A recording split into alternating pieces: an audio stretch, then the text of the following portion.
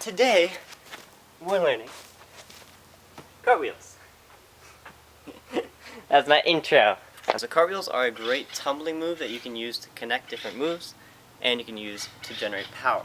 Now, the first thing we want to work on for cartwheels is how we're going to set up our feet and our hands. What you want to do is take a big step forward with your favorite leg. Could be a left, could be a right. This dictates which side your cartwheel is. So if you take a step forward to your left leg, it's the left side cartwheel, right leg, right side cartwheel. After you get your legs worked out, what you want to work on is getting your hands right. So what you want to think is if you put your left leg forward, your left hand is going to go on. If you put your right leg forward, the right hand's going to be forward. So it's left to left or right to right, depending on which way you're doing it. After that, you want to space out. So your left hand goes next to your left foot, and your other hand is going to go over the side. When you're doing this move, you want to make sure that your hands are not side by side, but one is actually above the other one. What this will do is create a space where your legs can actually come through. You don't put them down side by side, or else your cartwheel will turn into a handstand every single time. It'll look like this. And if you're not lucky, you'll fall like this. Before we can go putting power into these moves, we got to make sure that our hands are correct, or else every single time you're going to fall on your back like you saw just there. We don't want to do that. What we want to do is have our hands stacked up above each other. So your left hand is close to your left foot, or right, vice versa, and your right hand will be in front of that. From there, that creates space for your hip to open up and bring your other leg over, which is the other part of power that actually makes the move happen. So the next part of power is going to be actually flicking your back leg up. This is what's going to drive you over, and you can't really have a cartwheel without it. So once you have your hands set up and laid out the way that you're going to cartwheel, you want to think, flick your back leg into the air as hard as you can. The more power, the better. Just make sure your setup is right. Again, if your hands are together like this, you're going to fall on your back. So, stack them, flick that back leg, and it'll cause your body to actually rotate over, and then you can focus on putting your feet on the ground. So after you lean over and you kick your back leg up, you're going to be upside down. And what you're going to try to do after that, let's say I went off my left side. Originally, my left hand goes close to my left foot. When you're coming back down, it's going to be the opposite. So your left hand is here, and your right hand's opposite to it.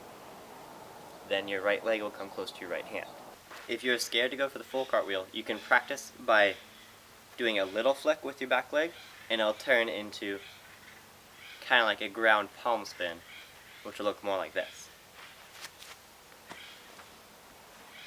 Doesn't look anywhere near as professional, but it's good for learning the mechanics of the move, and then you can further use that to actually get the full cartwheel.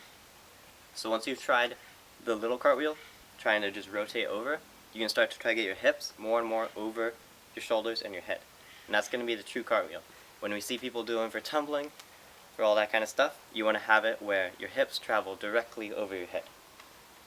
So I should be able to do it on a line, and be able to land back on the line on the other side.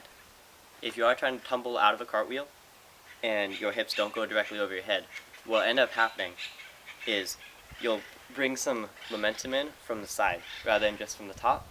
So when you come around for the actual flip, you'll be coming down already at an angle and then have to use that to bring yourself up again.